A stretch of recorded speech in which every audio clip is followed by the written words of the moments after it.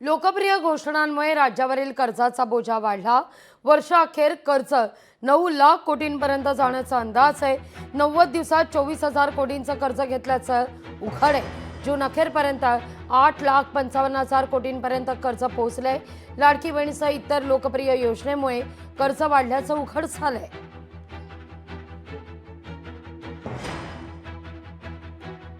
बेरोजगारी आहे, विकासाची कामं ठप्प आहेत। फक्त मुख्यमंत्र्यांच्या जवळच्या लोकांकडून एसआरईची कामं सुरू आहेत, त्यांना ती कामं मिळत आहेत। FSI विकला जातोय, त्यातून पैसे मिळत आहेत। इतकी लूट या महाराष्ट्रात सुरू आहे आणि त्या लुटीचा परिणाम या महाराष्ट्रावर 10 लाख कोटीचा वर कर्जाचा डोंगर होण्यामध्ये झाला।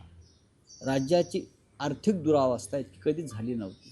9 लाख कोटीचं कर्ज कोणी केलं, का झालं, कोणत्या योजनांमुळे झालं, चारी बाजूने महाराष्ट्र ओरबडला जातो। जो पैसा राज्याच्या तिजोरीत यायला हवा तो पैसा कोणाच्या तरी खिशात जातोय।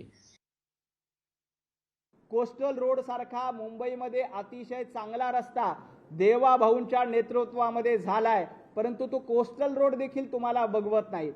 मुंबईमध्ये मेट्रो सारखे चांगले प्रकल्प देवा भाऊंच्या नेतृत्वात केले आणि मुंबईकरांचा प्रवास सुखकर करण्याचं काम देवा भाऊंच्या नेतृत्वात केलंय।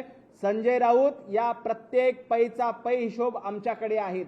इथला जनतेचा प्रत्येक पैसा हा विकास कामासाठी खर्च केला जातोय, मातोश्री 2 बांधण्यासाठी खर्च केला जात नाही। आम्ही समृद्धी महामार्ग बांधतोय, आम्ही अटल सेतू बांधतोय, आम्ही कोस्टल रोड बांधतोय, आम्ही मेट्रो बांधतोय, आम्ही मेनो बांधतोय। तुमच्या कार्यकाळात काय बांधलं असेल तर संजय राऊत यांनी भांडूपमध्ये चांगलं घर बांधलं असेल, संजय राऊत यांनी अलिबागमध्ये आलिशान फार्म हाऊस बांधलेला आहे। अशा पद्धतीचा आम्ही फार्म हाऊस बांधत नाही, तर आम्ही जनतेची सेवा करतोय। लोकशाही मराठी ऐका, पहा, जागरूक रहा।